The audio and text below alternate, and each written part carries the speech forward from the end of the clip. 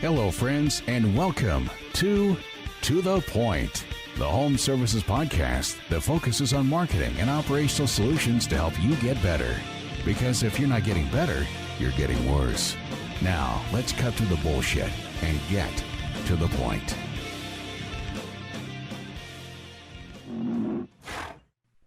Hey, To The Point listeners, it's Chris, your host of To The Point Home Services Podcast, along with my co-host, Mr. Tall Paul Redmond. My friend, how you doing? Chris, I'm doing well, man. This is my favorite day of the week, and I'm coming off another week where we actually got to be together in person, socially distanced, of course, but it was great being around the team and kind of an unusual week in the RYNO office. Yeah, a little bit. I would say that. I'll tell you what, I'm actually really excited because we're recording this podcast on November 18th. So Thanksgiving is coming up and I'll be traveling back to my home state of Indiana. So shout out to my Hoosiers. But I'm excited, man. I love Thanksgiving. My favorite time of year is the October, November, December, because I'm like Clark Griswold at Christmas time, as you well know. So I usually take that week off committed to decorating my own house. So it's like playing to the music and all that stuff. But, you know, I learned three things. Halloween is a holiday for community. Thanksgiving is a holiday for family. And Christmas is a holiday for us who celebrate baby Jesus, and celebrate for family. So, but it's my favorite. I love it because you get to be around family. Like the vibes are always good. Everybody's feeling good. It's the end of the year. And, we're having a big celebration at the end of this year for all my RYNOs, and I'm excited for those things. But do you want to talk about that? Do you want to share what's going on at the 2020 RYNO Christmas party? I can, now that you put it out there. Okay, so Stewart, I haven't introduced you yet, man, but I'm going to bring you into this. Derail. So I am, I'm 41. So I kind of really, even though I was born in 79, I kind of grew up in the, 80s and 90s, and in the hood streets of Crawfordsville, Indiana. The gravel road where all the cornfields are. It's kind of where I grew up. I got into some 90s hip hop. I thought that was pretty cool. I thought it was pretty hardcore. So I'll be 13 years into business this year. And so this was a really interesting year, to say the least. And by the grace of God, we've had a phenomenal year as a business, mainly because the world now knows that a lot of our customers are deemed essential businesses. And so we had a humongous year for our customers, which means we had a great year. But it was also a super challenging year. And I say this often and openly, we pride ourselves on culture around here. Like we are a people business first. And this was the most difficult year of maintaining culture virtually that I've ever in my professional career. This was super difficult. So I like to be around people. If you've done a disc profile, I'm a high I. So I like to be around people. So this year I wanted to go big and celebrate big. I wanted to celebrate my team, my employees, my family, my RYNO family. And so I reached out to a couple of my connections. So you'll appreciate some of this, Stewart, too. I actually have some Georgia connections. I spent some time out there. One of my friends, Bruce Arians, and his wife, Chris, have a house out at Lake Oconee. Yep. So I know Big Ben's out there. So I've got to spend a lot of time with them. We've been out there multiple times, my wife and I. And through some of those connections of working with some athletes and stuff during charitable stuff, we made some great connections. So I reached out to one and said, hey, I want to have a really big Christmas party. And some of the stuff you did you did this awesome thing here in Arizona for Larry Fitzgerald. And she brought in Naughty by Nature. I thought that'd be super cool, do something like that. Now, the problem is that some of my employees don't know who that is. Right. But I did. But I think most people know OPP or Hip Hop Ray or something like that. So I thought, man, it'd be kind of fun to do something. Well, they weren't available to come out. They're in New Jersey. So she's like, but I got an idea. So she puts together this 90s show for me and is bringing in 3 artists for us at a super reasonable friends and family discount. Hallelujah. But you'll love this, Stewart. So kicking off our event is a guy by the name of Young MC, who sings a song called Bust a Move. Oh, yeah. Like his one and only, like really hit. Right.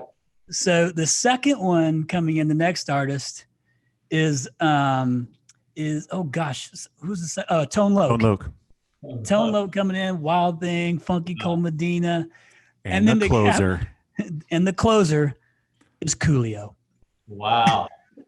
Coolio. It's a very 90s hip hop Christmas here at RYNO. That's awesome. But it's going to be fun. And obviously, we're doing a lot of other things. But again, the thing is, we really wanted to have a big celebration just to celebrate the tenacity and the perseverance and just, man, all the sweat all the gut, you had to gut it out, getting in the trenches and just getting through it. And I'm certainly grateful. So we're going to power through and celebrate the crap out of this year. Awesome. But so appreciate you bringing that up, Paul. I was going to kind of try and keep that under wraps, but not now. So now everybody else knows. So I want to get to our guest. And actually our guest, we got to spend, I'd say about a half hour or so just kind of chatting ahead of time, but we were introduced from a previous podcast guest, Heather McLeod, who is the CMO of Authority Brands. And our guest is part of the Authority Brands family, but didn't start that way. And that's what I want our listeners to take away from this is understanding. I think once you're an entrepreneur, you might not know it in the beginning because you don't really understand what an entrepreneur is. But I think you'll start to notice traits. Like entrepreneurs do have similar traits. And I'm an entrepreneur. I didn't realize I was an entrepreneur. I thought I was a salesperson. And until I realized that I'm actually an entrepreneur. I love hearing the stories of how people progress, even from a young age. And our guest started at the age of 16, which is pretty cool. And maybe even before that, but as far back as I know, is at 16. And I don't want to share too many stories, but I've got some time to listen to some of the keynotes and some of the speaking engagements that he's been a part of and listen to his story. And it is super awesome. But what I want you to take away, listeners, is I want you to listen to little things that helped him move himself forward and his business forward and his thought process forward and the things that he has done along the way to ultimately becoming a part of the Authority Brands family. That's a big move. That's a huge move for this Georgia boy coming in hot. Like I said pre-podcast, I think anytime you are from Georgia and you got like the accent and you're from the South, like you already have it going for you. Like you're already ahead of the game. Have you ever heard that before, Stewart? No, I used to hear the opposite. Oh, you're from Georgia. Really? Yeah. God, you come out west, you're going to crush it because everybody, he's okay. Yep. So listen, I'm from Indiana. It's not really Southern. But if you go down to Southern Indiana, it feels very much Southern. Yeah. I'm pretty sure the movie Deliverance was filmed partially there too. I've got family down there, so I know. Very country family. But I want to get right into it. So currently, well, Paul, I'll tell you what. Sure. Do you have any interest in sharing what you've learned about our guest before we start talking to him? Well, I want to share I want to share the irony as I was preparing, because we've never met before, which isn't uncommon when you come on this podcast. So nice to meet you. But as I was preparing for this conversation, I got a phone call from my son, and he said, "Hey, Dad, I'm outside your office." And I was like, "Okay, well, I have a podcast that's about to start." He's like, "Hey, I need to go drop off this job application, but I only have 22 miles until empty." He's like, "Can you Venmo me some money?" And I was like, "Aiden, we've had this talk. Like, you have to be able to manage it through the week. You got to be able to get through the week. And man, you need a job." And so a couple of months ago, he told me he didn't want to work minimum wage. He didn't want to work for somebody else. He wanted to be an entrepreneur. So he started detailing cars. Well, he put out a flyer on Nextdoor talking about his detailed car service, but he learned quickly that expectations when you offer to detail somebody's car are different than when you offer to vacuum and wipe somebody's car. Big difference. So he had some bumps in the road. Like he was charging $100 and he went out and did it. And he got some complaints. He had to go back and redetail a car. So we've tried to modify his business to like, hey, we're going to come out and we're going to remove all the chicken nuggets and all the fries to the best of our ability, but don't say detail and then drop your price and get some volume. But I say all that to say that as I was listening to your story and I heard about, and you'll share this, and I heard about that kind of moment with your dad where he's like, "Hey, I'm going to provide up until this point." So cool. It's so cool. And I want to talk about that because it's so hard for me as a father to draw that line and say like, I'm sorry, son, the forerunner don't move. Like, Yeah. yes, we have the resources, but the Love it. forerunner doesn't move until you move, right? Yeah. Until you And start making some money. and I for sure want Stuart to tell that story because I know exactly what you're talking about, and I think it's actually I think that's actually a key pivotal moment that Totally. in his story. So, first off, welcome our guest. He's the founder of America's Swimming Pool Company, which, by the way, pretty cool to say America's. That gave yourself a lot of scalability right out of the gate. And now you're currently the COO of ASP, right? Correct. Underneath the Authority Brands family. But let's take it back if you don't mind. Well, one, welcome. I appreciate you making time for us and coming on board. Super excited to share your story with everybody. But let's take it back to the beginning.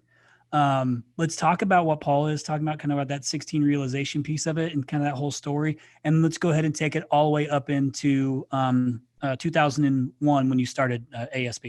Yeah, absolutely. And thank you guys for having me here. Certainly an honor to be on your program. So I love what you're doing. Interestingly, hearing both of you guys, it popped into my head. You know, the nerdiest fact that I have is, and I usually share this with when I go to the College of Charleston and I speak, because when I open, I have to try to sound like I'm halfway intelligent. But the word entrepreneur comes from the French verb entreprendre, which means to undertake. And whether, it's your son, Paul, whether it's Chris, when you took the leap, whether it was me with cleaning pools, I mean, as entrepreneurs, almost everybody that you surround yourself with and anybody that's on this show and that's listening, we're all entrepreneurs just looking to undertake, right? So, that's a powerful word. Love it. Yeah. So from an early age, I was an entrepreneur. Paul, much like your son, I knew I had that trait in me and the desire where I did not want to work for somebody else. My parents instilled early on with me that if I wanted to do things and have freedom, that also, costs money, and I better go figure out a way to make some. So with those two things added together, I was an entrepreneur early on. I started washing cars at the age of actually 15. I had to start in the neighborhood because I couldn't drive to pick up the vehicles yet. So you were washing, not detailing, right? And that's a key word, Washing. I advanced to complete auto detail, which was the name of the business when I was 17 or 18. So, Paul, I've never thought about that lesson before, but yes, my first flyer, thank goodness, I think was car washing, and eventually, moved on to car detailing. But I started detailing cars. By the time I was 18 years old, I had 2 employees. I had what I would consider almost a real business in my hometown of Macon, Georgia, where I'm from. We're about an hour south of Atlanta. And I was blessed with those customers of mine that had faith in me and let me wash their car, detail their car. And I was really dealing with some high net worth individuals. I don't know that I knew it at the time, but I was slowly building my contacts and my reputation as well for somebody who could work hard and maybe had a little business acumen in them. So that would serve me well. I went off to the College of Charleston in beautiful Charleston, South Carolina. Love Charleston. Love Charleston, where I studied corporate communication and business, and continued my entrepreneurial journey. I was washing cars there as well, and helped me pay my way through college and get by. But I knew as college was nearing an end that it was time to figure it out. What was I going to do next in the real world? And so I went back and stopped into a local bank in town here. I knew the president. He was a car wash customer of mine, back to remembering your contacts. And I stopped in and I said, hey, look, I'm graduating. I want to start a business. Don't know what, where, when, how. Do you have any ideas or thoughts? And he turned to me and just said, Stewart, your timing, I can't believe it. My business partner and I were talking this weekend about how terrible the swimming pool business is. Nobody takes care of their customers, a bunch of old guys running around, they don't answer the phone. And I said, pool cleaning, I know nothing about it, right? Most of us don't grow up, aspiring to be swimming pool cleaners. And so I said, educate me. And he said, well, it's just nothing to it. It's these guys show up every week, they clean the pool. When something breaks, they fix it. But everybody's charging too much and doing a crummy job of service. So he said, take a few days, think about it, do some research. If you're interested, we'll back you. You'll be our guy. You'll start the business. And so, I mean, I had made up my mind before I got to the parking lot probably. And I called him back and said, I'm interested. I had called some competitors. I knew nobody was answering the phone or providing any service. And so they tasked me with going out and figuring out what is the pool business? How do you do it? What do you charge? Doing the market research, developing names and planning. And I spent the next 5 months doing that back and forth from Charleston to Macon, burning the road, meeting with them constantly. And 1 week before we were going to form our LLC and launch this thing, my banker friend called me and he said, Stewart, we appreciate everything you've done, but you're a little bit too young, too inexperienced. You've never done this thing before. We're going to move in a different direction and launch this thing without you. So thank you for everything you've done, but basically you're out. Damn. Hold up. I thought they were pulling the investment and sending you on your own. No, they said, we're going to do it on our own. Exactly. They told me no. they had found somebody older with more experience that was retired military and would bring a little more substance to the business. Ooh. So a little insult on top of injury there. So can I interject for just a second? Yeah. One, I hope this is going to go where I think it's going to go after that hurdle, because I know how I would have responded to that. But a little fun fact, Paul, you probably didn't even know this. When I left college, I moved straight to Arizona. And I was just trying to figure out what to do. One of my first jobs was I was a pool service guy. Nice. I was doing a pool service because I was doing, I knew electricity. So I tried to get a job as a pool electrician from this one company. We didn't have any jobs, but they introduced me to this guy who did pool service. So I would start doing pool service. And by the way, you try to basically drive as fast as you can from place to place and make sure that the alkalinity and the pH levels are good to go. And you not to do too much and that the rings on them, like all that stuff I did. But believe it or not, that was my life. I did it. I understand that, but I do not take care of my own pool today. Is that how you met your wife, Chris? It is not. you had more experience than I did when I started out. I didn't even know the difference. So I'm anxious, genuinely anxious to hear what you did with that. Stewart. What's chapter 2? Let's go. Let's go. Well, first I'm making a side note for my Fran Dev department, Chris. We're going to send you a packet here shortly so you all of your experience. Okay. Be on the lookout. So, hands down, the most impactful moment of my life, I would say, a few things come to mind with marriage and kids and certainly this moment. It was 2 minutes and 24 seconds on the phone. I couldn't figure out why, what's happening. What did I do? I had told my family I was moving back. I had taken an extra class to graduate on time. And of course had done all the work and just had mountains of material. And just couldn't understand it. So, we hung up and I sat there on my apartment in Charleston and composed myself. It was a kick in the gut and did what most 22-year-olds would do. I called my dad and I said, Dad, this is what's happened. Can you believe it? What do I do? And I said, I need to borrow $3,000 because I know exactly what I need to launch this business.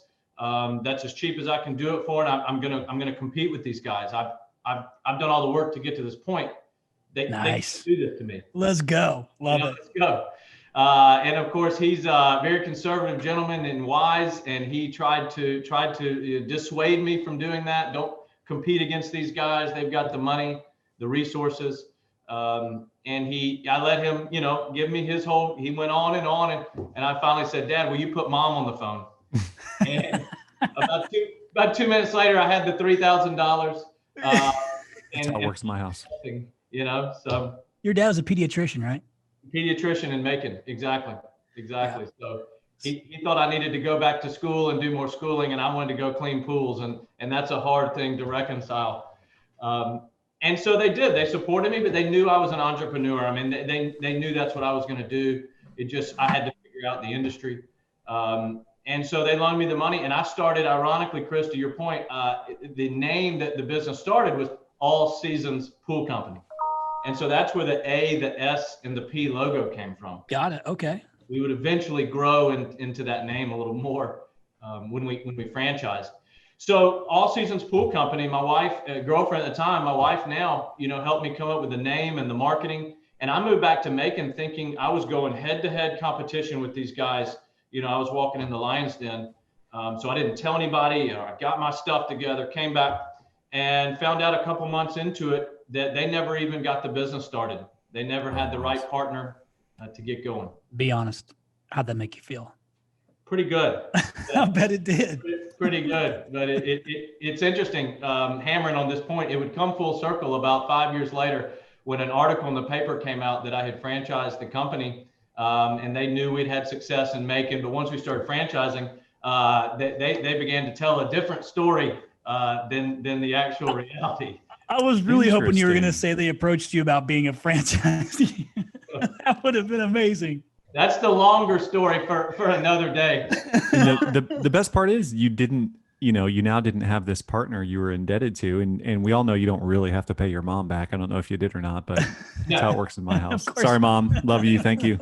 No, you're exactly right. I mean, and that's what I teach entrepreneurs or aspiring entrepreneurs is, you never know in your business story, when you look back 18 years later, what you think is a huge hurdle or your biggest roadblock or your failure could easily turn out to be the best thing that happens to you in business. And Paul, to your point, that's exactly what happened to me with the story. Absolutely. And you got, this kind of makes me think of one of our earlier episodes on, I mentioned this a few times. We had on a guy named Jens Pulver, who was early in UFC. He was a first UFC lightweight champion. And though he has nothing to do with the trades whatsoever, it was more about his story of overcoming adversity, which we all have. And I agree, there's different levels of it. And what you think is big at some time, it really ends up being very small as you get more tenured in business. But his whole thing, we called it middle finger motivation. And it was because he was in a domestic violence situation with his with his dad. His dad was abusive to him and his siblings and his mother. And I'm talking from 5 years old, would beat on him. And so his motivation was, one of these days I'm going to be so famous and I'm going to tell the world your story of what you did to us. And I'm going to give you the big middle finger and say, that's my motivation. That drove him through his entire life, was that one factor. So when I think about you saying something like that, if you're anything like me, I am a super competitive guy. And I do not like to lose. And I'm one of these guys that believes if you can't fail if you don't stop trying. Yep. That would have driven me until I, without a doubt, was successful. That alone. And that is part of, I come from a very small town. We didn't grow up with a lot of money, farming family. And that didn't have anything to do. I wasn't motivated by that. But what I was motivated by was that I'm going to be something, that everybody says, yeah, you're stuck in that black hole. You're not going to go anywhere. And that always motivated me. So, but to each their own. That's something that would have been pivotal for me in my life to say, oh, you wait.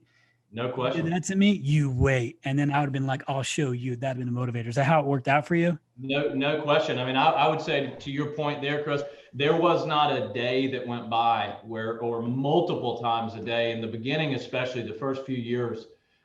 Every decision I was making almost was with that in mind, and just this unrelenting drive to prove folks wrong. But at the same time, mirrored against growing up with the reputation that he's an entrepreneur and he will do great and he will do this, this, and this. So there was some pressure, which is good, mixed with motivation, which for me turned out to be a real powerful force. Yeah. So I think that, and this is probably something that they missed. And when you think military, you think structure, right? So maybe there was that leadership and the structure, but I'll tell you what, I've always believed I will outwork anybody. I will outwork you. I will put in more hours than you. When you take Christmas off, I'll keep working through Christmas. And that was kind of how I'm built as just a human being. But that's how I believed that I could outwork everybody. It's no different.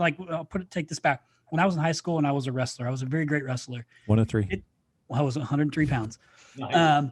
But the reason, and if Jim Batson's listening, he'll love the story. He's down in Alabama, wrestling family. But people would take Christmas break and I would go outside and run in the snow. And I would shovel snow and I would do all these things to think okay, I guarantee they were inside opening presents. And after I was in opening presents, I played a little bit and then I'm outside and did a little bit of work because there's no way they were working that extra hour. And so I put in the extra hour. So maybe it was a mental hurdle I overcome, but that's just how I'm built. So I would believe that you kind of had that going on, hey, I'll outwork you. Yeah. At some point, all the things that you've learned and with you having this, you're going to be a great entrepreneur. Now you've kind of got mentally, you have no quit in you. But at some point you realize that maybe you need some help, right? Like maybe there's some, you have to reach out. Like if your dad's a pediatrician, he's clearly got to be an intelligent man, probably respected, has a good business and work ethic. But I do believe that there's differences there in between, that field and, and like say even the trades. I do believe there's some differences just from my own experience. But I would imagine then you had to start looking at what are other options for me. Are there partnerships I can look into? And I know that you're big on partnerships. So if we can, I would like to segue into that. Are you guys cool with that? So let's go into that piece, because at some point in this business, and you can walk me up into that point if you would like, or our listeners up to that point, but let's talk about how, like, what got you into partnerships. Yeah, no, great. So that kind of segues into the actual business. So, I mean, I graduated, I moved back to Macon. I started the pool company, and we had some good success really in our local market at first. Typical trade business. I mean, we started from zero. We were doing then exactly what our franchisees do today. We clean pools, we repair pools, and we renovated swimming pools. Love it. And it was that simple. And after about 3 years, we hit the $1 million a year revenue mark, which, for a trade business in a small town, we were really humping it. Yeah. In building a name for ourselves, had 10 trucks on the road. And again, we were just doing things differently and just swallowing market share from our competitors. And certainly we're not making any friends from our competitors, but That's how it works. Part of the deal. We were doing it better and answering the phone and meeting customers and all the simple things you think about. It just wasn't being done in the pool business in my hometown. Jealousy. That's what it is. There was a fair amount of that, and that was interesting to watch too, from some of these folks. And so we launched that. I had a great employee early on. To answer your question, how that to me is where, when I identified how was I going to franchise the company after about 4 years, I said, okay, I've got to expand. Do I want to open my own location, north, south, east, or west of here? How do I do that with my existing location being a big, thriving business? And I had a key employee that was threatening to leave me, to go. He could no longer be a pool cleaner anymore. Friend of mine, and I said, wait, the business is built not because of me, but because of us. So I offered to sell him, really pretty much gave him a quarter ownership in that business, my original location, as I went to franchise the company to say, hey, here it is, here's your baby, it's mine as well, run this business, I'm going to go start the franchising company. I knew that there was a need to franchise by really a couple conversations I had. My brother-in-law called me one afternoon about 2005. He said, hey, Stewart, I hate what I'm doing here. You seem to love what you're doing there. How can I do here what you're doing there? How do I get in the pool business? Within weeks, I had the same conversation from a friend of mine in Charleston. He was a banker. He said, I'm not making any money. You're making more money cleaning pools than I am as a banker. How do I do here what you're doing there? And the light bulb really went off. With people in business are just, they don't necessarily care what they do sometimes. They just want a roadmap. They just want somebody to hold their hand and guide them. And that just kind of hit me in the head in late 2005 with those two conversations. And so I studied franchising. I dug in and said, what does it mean to franchise a service business? Because I never would have dreamed that franchising existed outside of McDonald's and Burger King. That was what it was to me. Right. But we're talking about starting a franchise, though, not joining a franchise. Right. Big difference. So what was that process like? Yeah, great point. I mean, you talk about not having a roadmap. This was the ultimate. There wasn't. Not only was I going to franchise the company, which had not been done obviously in our business before, but it had not been done in our industry before. So as I started researching it, I was finding other service brands that had done it, names you've heard of, Terminex, Molly Maids, 1-800-GOT-JUNK, but I could not find a swimming pool company that had been franchised before. I finally found one in California, and it had gone bankrupt after 3 or 4 locations. So not only did I not have anybody to do some R&D on, but the one I had found was gone. And so I had that headwind thinking, man, again, Chris, back to your motivation factor, this must be hard. I better outwork everybody to make the franchise work. And so, Paul, I got FDDs from other organizations. At the time, they were UFOCs, the legal documents. And I just started reading them. The Google machine was a little rustier at the time, so Sure. I'm sure I did the dial-up internet thing and did some research. But I remember just reading of how do you franchise a company. A lot of the DNA that we have today came from those early days of trying to learn what did other franchise companies do that pissed their franchisees off early on, and I wanted to do the opposite. Yeah, that's good. So that was the first few franchises were friends and families that wanted to do what we were doing in Macon, Georgia, but they wanted to do it in their hometown. And that showed me, one, just thriving. People were just dying for an opportunity.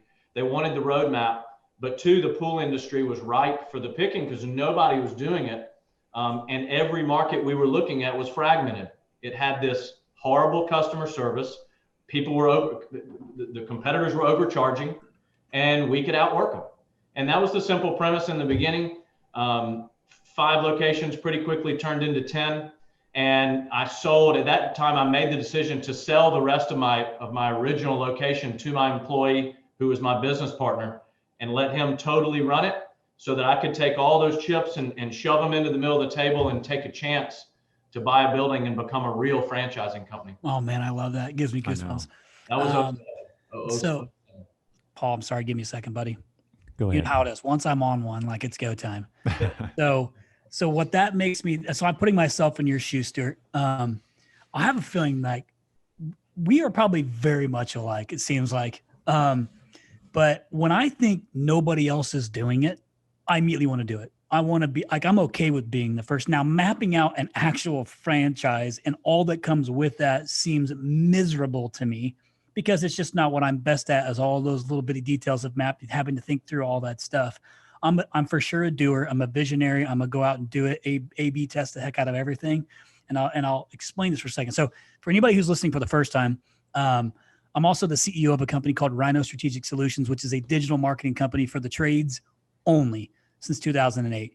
So my sister used to work at Google back in those early days. I'm talking like the early 2000s. My brother-in-law was employee number 26 at Google. He taught me a lot about SEO early on. I learned search engine optimization in 2004, which was a way different beast than it is today. Yeah. I got sucked into the trades in 2008, and here I am still to this day, only focusing on the trades. But here's where I'm going with that. What that makes me think of is we are across the United States, Canada, and now into Australia. So from starting this podcast, we have listeners. I think I was telling you pre-podcast that our second biggest country who listens to this podcast is Australia. We're opening up an office in Sydney, Australia, in probably early Q2 of 2021. Why? Because there's no brick and mortar trade-specific digital marketing company in Australia. Wow. So I'm like, going to Australia. Wow. And so now my wife, who's our COO, initially disagreed, but we came to a little agreement. But she believes, because like you, I'm like, I'm not intimidated by that one bit. Let's go. Yeah. Let's go. Let's go there and figure it out and get it done. So I respect the fact that you did that. Now I can't imagine you having to make I wish I could kind of be in your head or a fly on the wall when you're having that conversation, when you actually had to make the decision to want to sell part of your business to your friend. That's a big deal to have to give away a chunk of your business. Yeah. And it was the safety net, right? Because, that was 5 years into my business. It was making good money. And it was the reason that other people wanted to be a franchisee. But it was like that decision I had to make, as I'm sure you've faced this before. Do I want to be Stewart, the guy that owns ASP of Macon? Oh yeah, he has a few franchises as well. Or did I want to be a franchisor whose sole focus was helping other people start their business and be successful? And I knew I couldn't do both. I mean, after about 10 franchisees, you just start feeling like you're wearing both those hats. You can't have two masters. And so it was a big gamble, but it was the right decision ultimately for the company. So once you made that move and you had 10 or so franchisees, how did you grow up from there? What did that look like? Yeah. And so at that point, Chris, you mentioned how hard it would be to do everything in the beginning. I was lucky that I was young enough, probably hungry enough, but that frankly, I didn't have enough experience to know how hard it would be. Right? It was just one step at a time. Oh, okay, I need to produce this document. We'll do it. And ultimately, Paul, that would lead me to my next really phase of my business, which was as I started having to do more research on franchising law, franchising documents. My local attorney at the time became a good friend of mine, Tom Swift. I'm sure he did. Yeah. My work wife eventually be called. But he was doing my legal work, and he said, "Hey, I hate being a lawyer. You've got your franchise company. I know he knew I was looking for a real right-hand man. It's somebody that could come in and be a high caliber VP. But I kept running into this problem that they were really, really expensive. Anybody that was going to be a real, and so he eventually took a huge gamble and left his legal career and came on to be a partner with me at ASP and bought into a minority interest back in 2008 when there wasn't much to buy into, and took a huge gamble.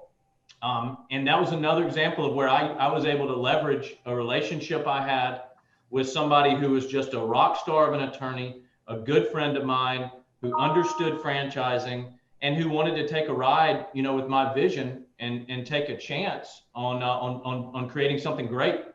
And so Tom quit his legal career and came on board and is still in the office right next to me today. Hey, Tom. Through the walls. And it was a huge gamble for me and a huge gamble for him. And to me, that's the power of partnerships, where it's that old 1 + 1 = 3. And we proved that. And so, Paul, that's kind of how the next step was taken, was the two of us really tackled operational, legal, blending those two together to form the company. How many employees did you have at that time? Like roughly? One. Yeah. Okay. Yeah. So there wasn't like you had to. You had number 2. Okay.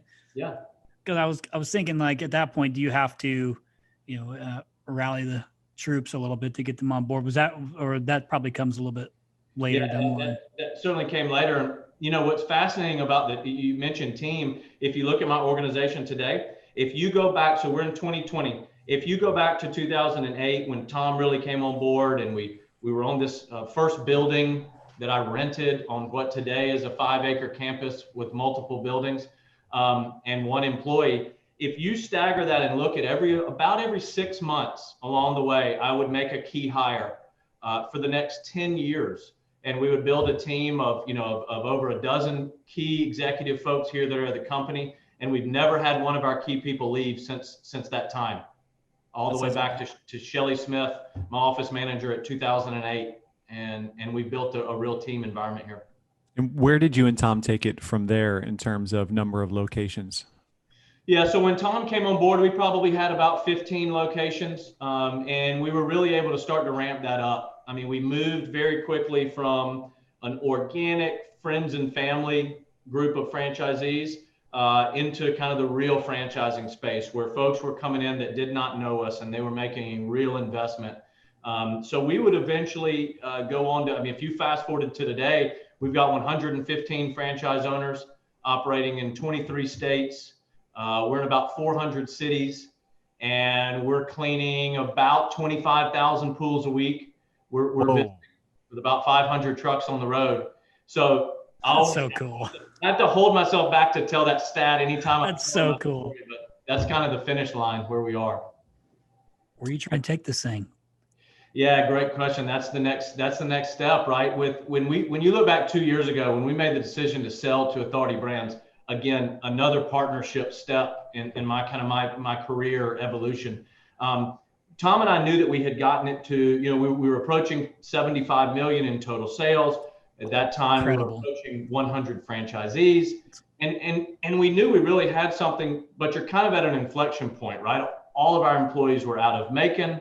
I knew we could keep going, but at the same time, it was like, well, what's next? Where do you want to take this thing? And Authority Brands had the vision. They were willing to buy us a little earlier, frankly, than we probably wanted to, which was helpful. But most importantly, they didn't want to get rid of me. They said, it's your baby. We want you to keep holding it and nurturing it and running it. And we set a 5-year plan. We wanted to be double our size. So we've got a little more than 3 years to go, where we need to be at about 150 franchise owners and double our revenue. We're on pace. So a couple things, Chris, I'm going to fight you over this one. What's that phone call like from Authority Brands? That's question one, that first phone call. And then two, what's it like when that deal's closed? Like what changes for you as an owner operator to now a CEO and employee? Yeah, great question. It's terrifying on a lot of levels. I mean, so the first call from Rob, who was the CEO of Authority Brands at the time, 2.5 years ago. Authority Brands wasn't much of anything other than really the cleaning authority and home watch caregivers. They were a two brand, pretty fragmented.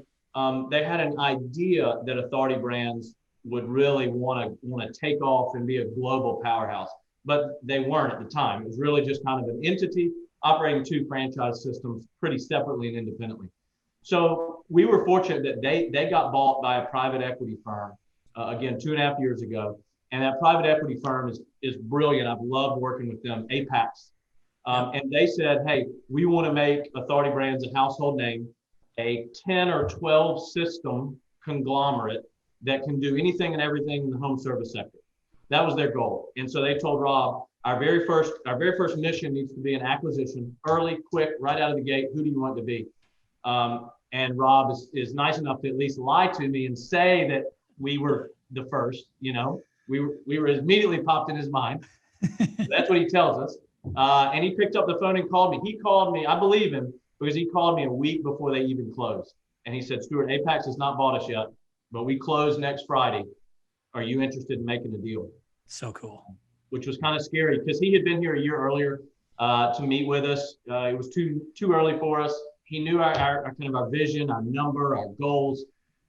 So when he called, I knew he had to be serious, Paul, and he was, and Apex was, and we did a big boy deal that was with big boy lawyers and experts. Damn. And we did it in 32 days. First bite, second bite, or all in? Closed. Say again? Was this an all-in deal? Yeah. We sold and rolled some of our equity forward into Authority Brands. Perfect. So I love that story. I mean, that's so. And how old were you at that time, Stuart? 39. Good grief. So in my 30s ago. Man, you got so much runway ahead of you too. So I mean, I'm 41. I feel like I've got so much runway and I have so much to accomplish. Now that would give me a whole new boost of confidence to be like, okay, now I have, not only do you have this partnership comes with a lot of pieces to it. Yeah. Not just the financial piece, but so much talent in so many different sectors of the business. Yep. And that's a huge difference to help you to move on. You met one of them on your show recently with Heather, and she's probably the best example there. There's Silpa, who was the CFO, Rob, the CEO, just these high level talented people that, it took me a couple months to get used to. Other people were in my sandbox telling me what to do. Yeah. But it's for the best, for sure. Yeah, I think that and we had Heather on, and what's interesting about that is we'd never met up until we had one conversation when she was working for a competitive when she was working for her previous company, and because we've been in the trade so long, like our paths were going to cross, and so it was a quick phone call and it was done. Like, it was pretty quick, but I kind of followed her progress because because she's so smart and intelligent and just gets it. She elevated quickly through these because of that, which is why like her and I have clicked since, is that we're also quite a bit alike and and try to be forward thinkers and action takers. So yeah, it's cool that you have that kind of, that's the extra value of having that type of a partnership. Yep. So you close the deal, then you have to show up on Monday morning, and now you have a boss for the first time ever, right? So what was that like, and what was the upside of that? We all know what the downside is of having someone over your shoulder, but what was the upside of that Paul? for you? What is it, Paul? I don't know, Chris. Yeah, great point. So it was actually a Friday. You asked about the transaction. I mean, it was pretty fascinating. We Tom and I got on a conference call Friday morning, which ironically was like 3:00 in London, which is where the private equity bankers were. And we all sat on hold and waited for all the documents to clear and wires to go. And, then a gentleman who I have no idea who it was got on and said, gentlemen, the transaction is complete. Congratulations. And we heard this click, this ding when someone exits a conference call, like 32 dings with the word congratulations from everybody on this call. And it was surreal. call was over and I walked in Tom's office and just kind of said, now what the hell do we do? What just happened? What did we do?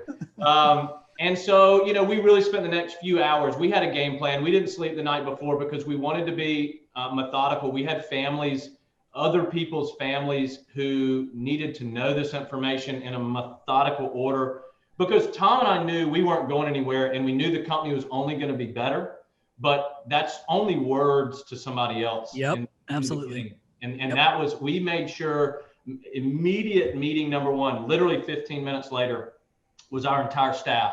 And we sat everybody down, gave everyone a bonus for however many years they had been with us, to really let them know that I'm about to walk back in my office and go back to work. And I'm going to be here Monday morning at 8:30 and go to work. And so I'll be honest, there are plenty of days, majority of the days that we don't think about authority brands. We're here running ASP and working for our franchise owners. And that's the truth. So it hasn't been that different. Well, I think that's what you should do, right? Because it's not going to do you. I mean, you probably have to have certain ongoing meetings to make sure that you guys are meeting the same, whatever the goals and things are, of course. Yeah. Now you're accountable to someone else, right? Not just fair. customers and employees and franchisees. Now you've got to report out to a parent company. Very much. And that was my biggest concern in the beginning. As you can imagine, Paul, you've asked me a couple different times, because I think and you're smart enough to know, man, how could you have, tolerated that? That was my biggest concern. So we made sure we had a 1-year runway period where basically they left us alone, do your thing, prove us, prove your concepts. So that was really nice, was to basically let it be nice and quiet for almost a year. We worked hand in hand, but it was just very quiet. Our franchise owners, we let them see that, hey, we're only bringing positive things to you, like Heather and the total revamp of all the websites, the digital advertising, the search engine optimization. And if you fast forward to today, by the way, a plug for her and for what you do, Chris, our franchisees' advertising results are almost 125% better than they were this same time last year. Yeah. Phone calls, websites, and direct web solicitations. Awesome. Amazing. Congrats, man. That's cool. Yeah. I mean, do you feel like in some ways you're still just getting started? There are plenty of days where I look at Tom and we talk about, man, we're grinding just as hard today for this brand and concept as we were 10 years ago, because it really doesn't have anything to do with who owns us. I mean, it's whether we own it, they own it. It's just, we've got these franchisees that we continue to watch grow. Like just our top 10 alone, our top 10% continue to have double-digit sales increase year over year over year. So cool. And some of these franchisees were my 5th, 10th, 15th franchisee. So, they're continuing to grow. We're continuing to grow. And the adding new franchise owners, 10 or 12 a year, means we start over with 10 or 12 a year every year. So there's a lot of that. Do you guys have something that we're kind of used to is a lot of our customers have peer groups. Now, do you have something like that where you have specific people within with the franchisees that get together and offer up like new solutions or whatever annually? Do you guys do stuff like that still? Yep, we do. So we've got both internal peer groups where they're kind of teamed up with like-minded or like-sized franchise owners of theirs. We of course have our yearly meeting where all of the franchise owners come together, which is critical. It's where we launch. We save up a lot of the great stuff that happens the last few months of the year, and we package it all, deliver it at the owners meeting. And then we have regional roundtables where, regionally speaking, they'll get together and share best practices, feed off each other. Because a franchise is nothing more, back to my obsession over partnerships, right? Yeah. A franchisee is nothing more than a partner of ours. They need us to go be a lot of the corporate backbone, the back end office stuff that they don't want to do. And they need to be out in the field running the business and building the brand. And together we're better than we would be separately. I'm going to ask Paul, I know you have a question, but we're like 55 minutes in. So, and that's again on me because I'm chatting a lot, but I'm just genuinely curious. Story. So I want you to ask your question, but quickly, if you're, again, because I believe we're similar, Stewart, do you take things personal when you should keep it business like I do? And I'll tell you what I mean by that. is we have 100 plus, employees here. The way I look at this is I feel personally responsible for them, right? If they're working for me, I personally feel responsible for their success, themselves, their growth, their families. I also feel the same about our customers. I feel like they're paying me money to deliver leads so that they can grow their business, grow their employees, grow their families. It doesn't get much more personal than that, which is why I take it so personal. And because myself and my wife are both in this business, though we're polar opposites, she's our COO, we're all in.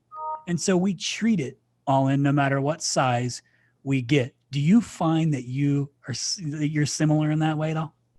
Yeah, man. To a certain point a few years ago, you could argue that obsessively to that point, I get it. Over the brand, the franchise owners. If a vendor was mistreating a franchise owner, the wrath of if that message gets to Stewart, because these are our franchisees. If they're not happy, if they're not preaching that ASP is a great brand with great leaders and a great system, then we'll never have good validation and we'll never have new franchise owners. So Once I realized that a long time ago, I became obsessive over the brand and the system. Yeah. Makes sense. But I'll tell you this, interestingly, that's probably been my biggest challenge over the past 12 to 18 months is finally, because once you sell the business, I might be the caretaker now. I'm the babysitter, but it's no longer my baby. I don't own it. And so I've had to learn to give and take when Authority Brands wants to do things differently than Stewart does. I get it. Yeah. What'd you have, Paul? They've been great about that. I bet. So you mentioned building up those around you a moment ago, and you talk about, there's 3 classes you talk about. Can you break those down for us?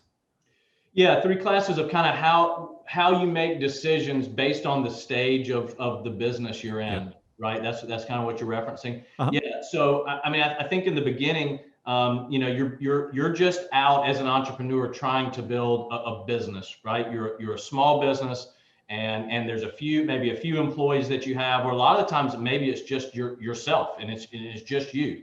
Yep. And that would really be small business. And then you kind of transition into what would be a company, right? You've got multiple employees, multiple trucks.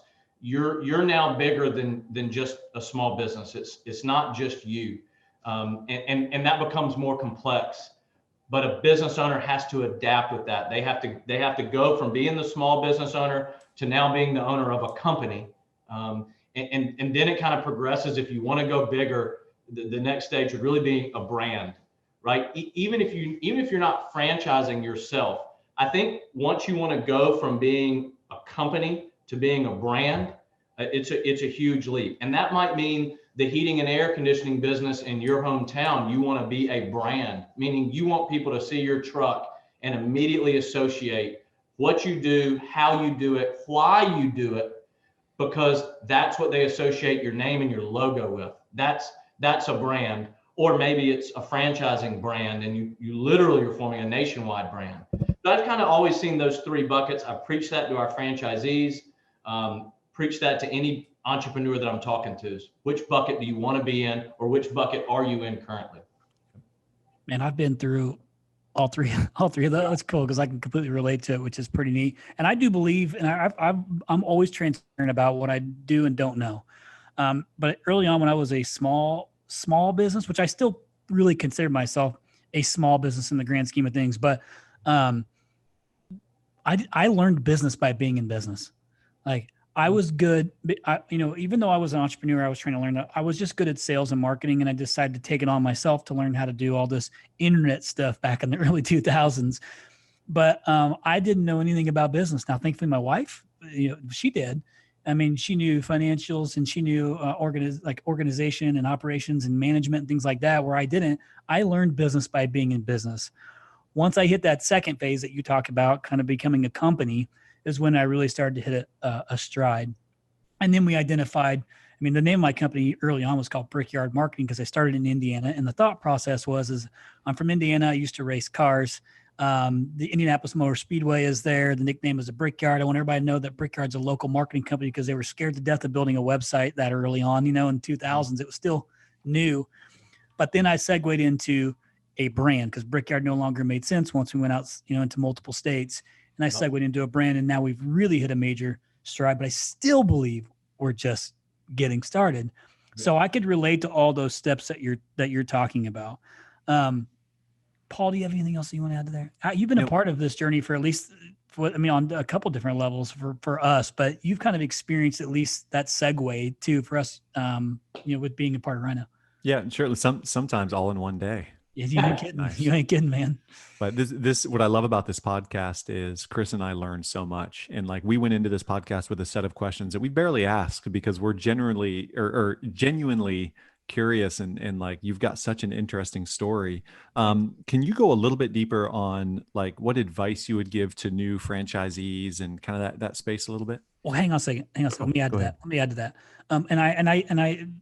We've actually covered a lot of great stuff in this, kind of outside the scope of the questions that we initially kind of talked about. So I'm really grateful that we went down those paths. But here's what I want, and I think that's a great question to end on. But I want you to, as a listener, to think about this.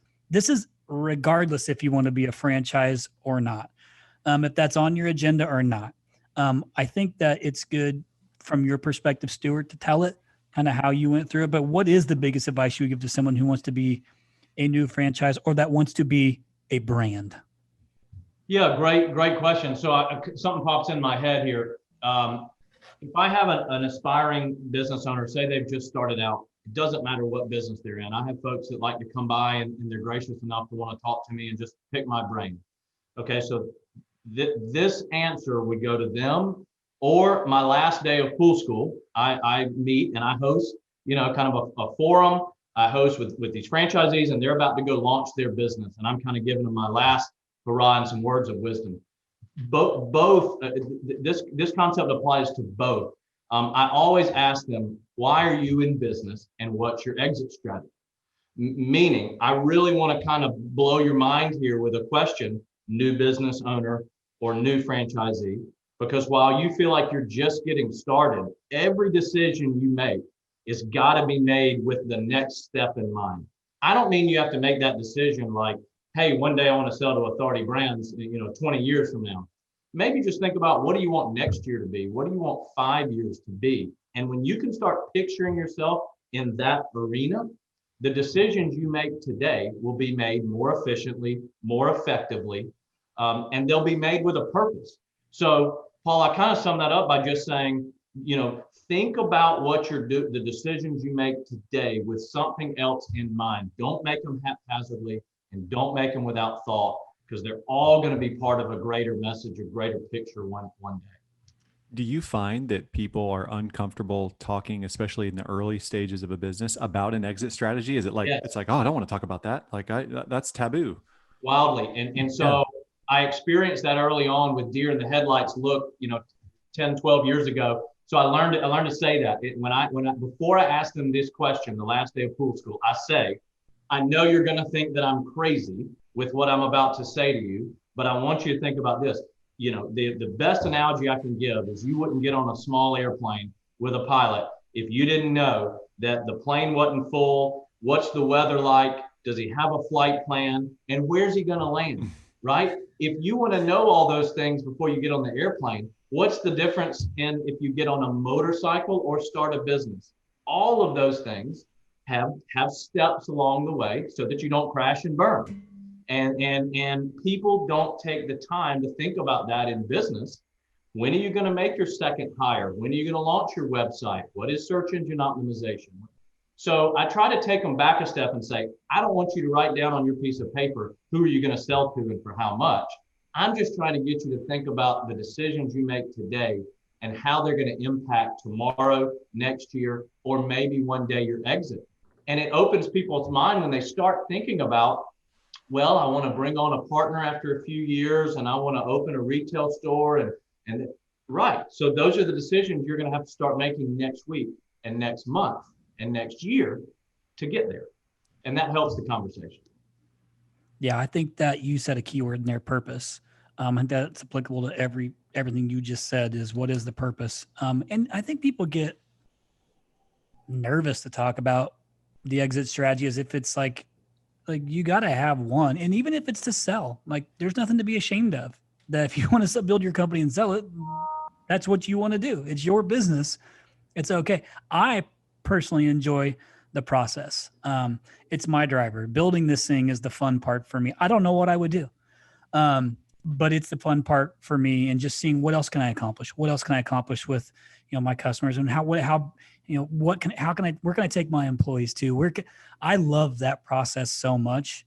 And so you never thought 10 years ago you'd be opening an office in Australia? Dude, no, like it's crazy. But it's just, you grow up, right? Like you grow up in the business, and what you can accomplish. I get now, like I've had a couple of, I'll bring this guy. So I have a friend, Ken Goodrich, who owns a $180 million, air conditioning and plumbing company out here on the West Coast. And just keeps growing. Paul, do you remember what he said? He wanted to put this little money aside for his family. Mm-hmm. And he created its own LLC, and it was called like the $500 million, like something or other. I forget what he called it. And his goal was, he wanted to get basically wanted to get $500 million into this bank, to take care of his family and whatever. And he passed it. And he's like, I knew I should have set it at $1 billion. I'm like, that blows my mind, because it's so difficult. But I understand as you grow how that you can start to make sense of that. So I think you grow up in the business, and your exit strategy can change, and it's okay to change. I think that's probably pretty natural. So absolutely. Listen, man, I appreciate you so much. I am so glad we've started this relationship. I look forward to watching your journey, man. I appreciate it. Ditto. And I appreciate you coming on and sharing the story. And man, I'll tell you what, I love coming out to the East Coast. I took my family out to Paul. Where did we go? What's the name of that place I went to over there by Savannah? Oh, you went to Hilton Head. Thank you. Yeah. Hilton Head, and I love I love that area a lot. Charleston, I love a lot. We have some friends out in Charleston. You visited my lake. Come back and see us sometime. Nice. You're Lake Oconee? Yeah, got a house gorgeous. Right around the corner from there. Well, now that I know, I'll just stay in the guest house. Just make a bed for me. Appreciate that. So anyhow, man, I appreciate you so much. Appreciate you sharing your story. Listeners, hopefully what you take away from this is, that really you can accomplish whatever you want with a little perseverance, a lot of purpose, I heard you say, and getting into some good partnerships. And whether it's a franchise or not, you want to be able to build yourself from a business to a brand. Like, have something in place that you're continuously striving for. And hopefully this podcast allows you to do that by takeaways. Stewart, is it cool if our listeners want to reach out to you and ask any additional questions or anything personal on the side? Would love for them to. They can get a hold of me through the website. They can Google my name, whatever they want. They can find me. Happy to talk to anybody anytime. Awesome. And then if you guys want to reach out to us directly, obviously we'll connect you as well. But we appreciate you guys. Appreciate you listeners. Stewart, thanks so much for joining us, man. Thanks, guys. Thank you, Paul. Awesome job. Nice to meet you. Thanks, guys. All right, listeners, until next time, we appreciate you. Keep leaving the reviews and keep subscribing to the podcast and listening. And please share any tips, tricks that you want to roll out to us. Ooh, wisdom and knowledge. Come on, Yano. That's twice in a row I've done that. But share any other topics that we might not have hit on. Gerber's gonna get you. Gerber's gonna get you. I can see him knocking on the door now. Okay, listeners, I got to shut Paul down. Until next time, we'll see ya. Take care. Thank you for listening to The Point. We hope you enjoyed this episode. Please consider leaving us a review in the App Store. And don't forget to share with your friends. Till next time, kick some ass.